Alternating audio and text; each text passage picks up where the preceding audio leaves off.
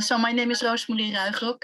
I'm working 40 years now in the textile industry, and the last 20 years I focus my knowledge, but also to learn and to celebrate sustainable fashion. In 2007, I launched a platform Clean and Unique worldwide. I think one of the first platforms where we collaborate with brands, experts, and suppliers in the fashion industry forwards to sustainability. And next to that, I do a lot of projects. Through the years, I worked for the Fair Wear Foundation. I become a market manager on cotton for the Fair Trade Organization. I worked in Belgium for Flanders Institute, and a lot of projects in the, developing countries on textiles, Bangladesh, Ethiopia, South Africa. And lately, I joined the municipality of Amsterdam, where I lead the project, the Reflow project, a European Horizon 2020 project. We work with 6 other cities on material streams and how that works in cities themselves. And Amsterdam has a pilot on textile with other partners like Waag, like Pakhuis de Zwijger, the municipality, and Metabolic. So yeah, I live in Amsterdam, and in 2014 I started at Verre Oosten. In English, that translates to the Fair East because it's in the east of Amsterdam. From a personal point of view, I've always been interested in the greener alternative for services and products, just actually in general. And at a certain point, I got frustrated to not find it easily enough or attractive and presented in an attractive way, I have to say like that. So yeah, so I started to feel the urge to do that myself, and also to bring craftsmanship back into our awareness, because where do all these products come from, and who's involved, and how, and what materials. So to make people more aware and to get people well informed to make the right impact, I created Verre Oosten. And I want to do so much more than just being a store. So that's why I'm very excited to team up. So now and then with Roosmarie, and also now with COSH. So very much looking forward to collaborating more and bringing us strong on a sustainable map in Amsterdam and Holland and worldwide. So yeah, hi, I'm Nikki.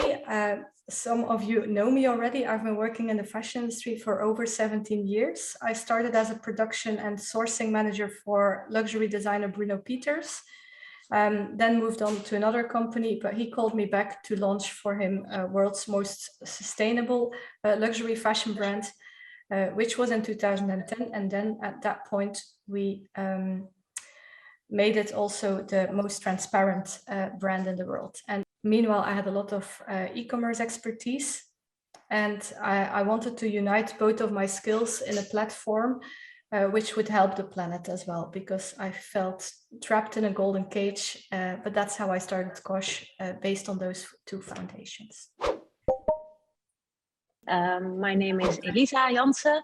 I'm one of the co-founders of Lena, the fashion library. Lena is a fashion library where you can borrow fashion. We started 7 years ago, and before that I run a vintage web shop and a store in Eindhoven for more than 10 years. So always busy with fashion, the reuse of fashion, and sustainability. And yeah, with Lena, we really want to take it to the next level to reduce the textile waste and overproduction problems. Super nice. And you were also the first clothing library in Amsterdam, right? In the Netherlands even. Yes. Yeah. It's a lot of pioneering and testing, and it's been a really nice adventure. Yeah. Well, thank you all for your introduction. We're very happy to have you here in our panel to talk about the soft launch of COSH platform in Amsterdam. That brings me also to the first question to Rosemary. Can you explain a bit more about the collaboration between COSH and the City of Amsterdam? When I started at the City of Amsterdam, I saw that there are a lot of platforms in the City of Amsterdam, and also a lot of people reached out to me that they want to start a platform in Amsterdam. Of course, we had a beautiful platform, Het Ware Westen, the true West, but it was focused only in the west of Amsterdam, and they did a tremendously good job. And Verena, I think that you were one of the team before. And we were investigating if we can roll out that per region here in Amsterdam, but that was very hard to do. And even also budget wise, it was too hard to develop that kind of things. And then we met Nikki. We met each other on an event, and we spoke about the COSH platform, and she brought me to the platform and showed me what was possible. And then I started to investigate if this was possible for the City of Amsterdam. That needs a lot of work, but at the end we managed it, and to roll it out over the complete City of Amsterdam, because we think that we want to be a front runner on circular fashion, on sustainable fashion in Amsterdam, but how consumers, but also citizens know where everyone is. The pearls in the city are sometimes very hidden, and sometimes you even don't know behind the window what someone is offering, and if it's sustainable, yes or no. And therefore we love to work also with COSH platform, because they do this onboarding with retailers, with everyone who is going to be on the platform, because COSH has a step-by-step approach to investigate, to research how sustainable a retailer is. And that is, of course, very important for City of Amsterdam. If you want to become a front runner, then you have also to prove something to your citizens and the consumers who are visiting the city. And a reliable platform is key in this case. And for this, we choose to work with COSH. Yeah, I completely agree with that. So that's it's really, yeah, Nikki. So that leads me to you. What makes COSH very unique in your opinion? I'm very curious, you have to say. Well, basically, let me start with the beginning of our story. We all know that the fashion industry is one of the most polluting industries in the world. However, when we all work together, governments, consumers, retailers, and the brands, we can actually make a difference. And at the current time, a lot of small SME fashion entrepreneurs are actually completely overshadowed by very misleading sustainability claims by the larger fashion retailers. And we with COSH, we want to actually group all those small SMEs together in one platform that can offer a counterweight to all the other ones. And by doing so, we actually do it in a, like Rosemary said, in a structured way, that we really screen every single retailer instead of just posting them online. And for a consumer, it works like this, that each consumer can find sustainable fashion stores within their own style and budget, in locations near them, either if they're going on a city trip or when they're local to home. And we actually work different, because if you find a store on our platform, you will see that we have screened all of their brands. And we work through a commons principle where basically every single retailer, they pay a membership onto our platform. And by doing so, they contribute to us screening the brands. So for every retailer, we screen 1 or 2 brands every year. And by this way, all the data interconnects. And this data can be coming from brands that we screened for Belgian stores or for Amsterdam stores, but all the data interconnects, which makes it a platform which is actually useful to the end consumer, while we have screened all the brands in a trustworthy and a more objective way. Because a lot of other brand screening platforms, they actually work with affiliate marketing, and they receive their revenue, or they receive their money based on the sales that they do for a specific brand. And we work in a very different way. Yeah. And if we talk about retailers, I'm very curious, Eliza. You've been a circular entrepreneur for about 7 years now, and you're also one of our first Dutch entrepreneurs that is connected to COSH in the Netherlands. What are you looking forward to with COSH? Did you get any new connections, or are there any cool things coming up? Yeah, I think like the main thing I'm enthusiastic about is the platforming and joining forces with all these like-minded companies and people, because I think in this sustainability mission, it's really important to collaborate. And Nikki actually just gave us an offer and a presentation with the introduction. We could not refuse. It was so honest and so enthusiastic, and also with the contribution of Gemeente Amsterdam with paying for the first year of the membership. It's really I'm really excited about joining. Yeah, that's also very helpful for retailers, Yes. especially in this especially if you're States. small. Yeah. And also with all the shops closing down, of course, it's really With the lockdowns. Not a happy time. No, we're happy that all the shops are open again, so that's good. Yes. And you, Magali, you've also been in the field, of course, for a very long time, also 7 years, if I'm right. And we noticed that you're very excited about the launch. What, according to you, are the benefits of COSH? Yeah, like Elisa has mentioned, it's great to speak to the co-players in this field, because sometimes you can really be caught up in your own, week-to-week stuff, and it's good to just reinforce that mission and the statement. And be in contact, so really feel why we are doing what we're doing. I think it's very, very nice that you offer such an attractive website and the easy shopping guides. I mean, that's exactly what I would have liked during all my visits in other countries and other cities. So I was always looking things up and making my crazy itinerary through cities that I didn't know. I'm also wondering, how is your buying process at the moment? What do you value if you purchase or consider new brands at Ver Oosten?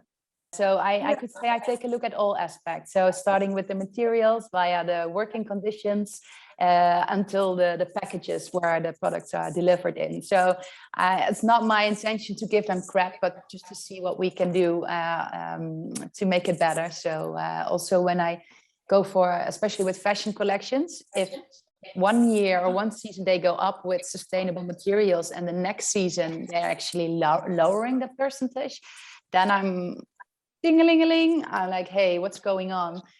Sorry. So I take back at least a bit of the budget, and I start thinking with them if they want to, to try other materials. Why not? Because with this brand, I heard that Ecovero from Lansing is blah blah blah blah blah, and then very often they have their notebook and they write down certain things, and sometimes I connect them, and that's just a little bit that I can do because it makes sense. Yeah, and also as a retailer, you can also help brands to become more sustainable if you ask those critical questions. Yeah, so we can make the fashion industry more sustainable together. Yeah. I want to believe, because you know what we do, we also give feedback back from our customers, of course, and so often the customers will not be in touch directly to the brand, let alone the agents. So we are from Ver Oosten, we're very, very active on linking those two, and we're just a vessel of information. And have you noticed, obviously not from the agents that you work with frequently, but from other agents that are approaching you, do you often notice that there is either a lack of knowledge in terms of sustainability, or that just a sort of a green message is passed on without it often being profoundly understood by the agent? I'm very, very surprised by the lack of knowledge, and that I have to tell them what the material that they're selling to me means, you know, impact wise. And yeah, so unfortunately I have to say, yeah, you're right. It's there's a big lack of information, and also about working conditions. So they say the country, they say, oh, it's made in Italy and Turkey, so it's totally fine. And then you're like, okay, wow, I'm so happy you can conclude that. I cannot. So let's continue researching, and then they always have to go back to the brand because they don't know. They simply don't know. That's interesting. Elisa, do you have the same experience? I'm curious about that. Well, if Maybe we do mostly collaborations with brands. So when we started the business, it was really trying how to buy collections or in which way we should collaborate. And yeah, for us, because we borrow things, buying is not like a really nice option, because buying is meant for selling, and our revenue is mostly sometimes in years. So it's like a linear way of thinking, combining with a circular way of thinking. So and for us, the most important thing if we want to collaborate is quality of the clothing. So it has to last for a lot of washes, a lot of wears, and it's also like really yeah, for brands also really new to experiment with this. So yeah, mostly quality is the main thing we are looking for. Yeah, the process is different with the clothing library, of course. Yeah, That's, and of course we want a really sustainable collection with everything right in place, but the quality is the most important thing for us. Can I ask to you, Elisa, what you are doing with the clothes after when it's rent out for 30 times or something? I don't know how many times a garment is rent out, but what are you doing with the? Well, it depends. Sometimes there's an accident with the piece of clothing. So, for example, if there's a stain on the sleeve, we always try to repair it and borrow it out again, or maybe customize it with short sleeves. And we also have a charity, West Kleed Aan, and we donate our collection that maybe is not good enough for our library in some way, but still really usable. Yeah. Nice to know. Yes. Yeah. What means the West Kleed Aan? What is the purpose? It's for people who don't have a lot of money and they have like events where they can shop for free. Yeah. Nice. Yes. Really happy with this recently new collaboration. We think it's really important to keep the circle going. And do you also have people coming in then to rent something to go to a job interview, for instance? Yeah, sometimes we do, or just like a Zoom top, for example, or yeah, just what comes up in their daily life or a special occasion. But yeah, we also have a lot of daily wear. So most people use the system as they see our library as part of their own wardrobe. That's lovely. I really miss a clothing library close to where I live, because I think I would experiment a lot more with it. Where we live, the closest library is 2 hours driving, so it's not really an option. No. How is the difference or the balance, for instance, between what you rent to locals versus what you rent to people from further away? There's not much difference, because people just see it as part of their own wardrobe and they borrow something continuously and swap whenever they feel like something new. So I think on average, maybe people swap once in a month. And yeah, and if you have like a special party or something special, you can also, of course, borrow for something like that. But yeah, so it makes not like a real difference if you it's like really easy if you live close by the library, but I think what you borrow isn't very different. So, Elisa, I have another question for you. Yeah. We have an audience of brands, press, and other retailers present this evening.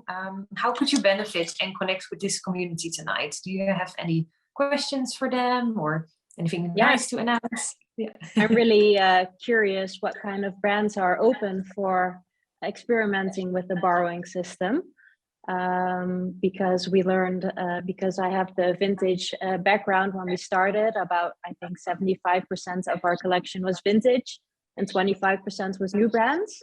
And now it's the other way around 7 years later, because we just see new brands, it's for a broader target group, and vintage is this really specific style that not everyone likes. So we really want to extend our collection with new brands. So yeah, really curious what kind of brands would like to join, and it could be with old collections or new collections, or yeah, really curious.